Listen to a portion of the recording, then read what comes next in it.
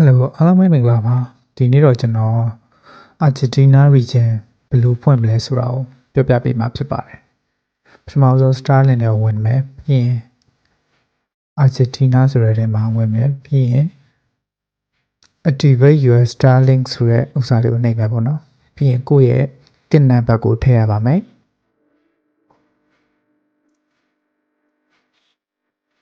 ကိုယ့်ရဲ့ TIN နံပါတ်ရဲ့ပြီးတော့အောက်မှာကိုယ့်ရဲ့ email နံပါတ်ပေါ့နော် email account ပေါ့နော်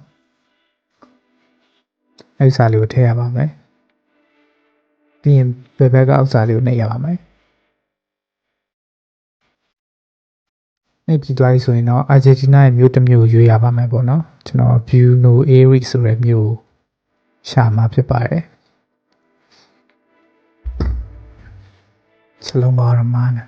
BUENOS Buenos Aires ပေါ့နော်အဲ့စာလေးကိုနှိပ်မယ်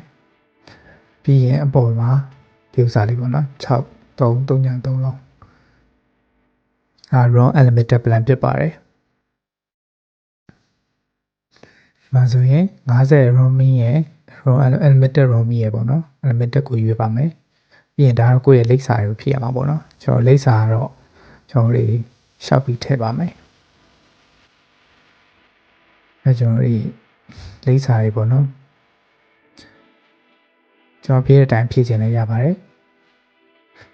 အဲဒါလေးတွေမှတ်ထားလိုက်ပါပြီးရင်ကိုယ့်ရဲ့နာမည်ထည့်ရပါမယ်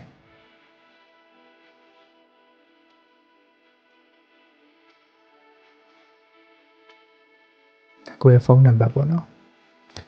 ပြီးရင်ဒါကိုယ့်ရဲ့ Gmail ထည့်ရပါမယ်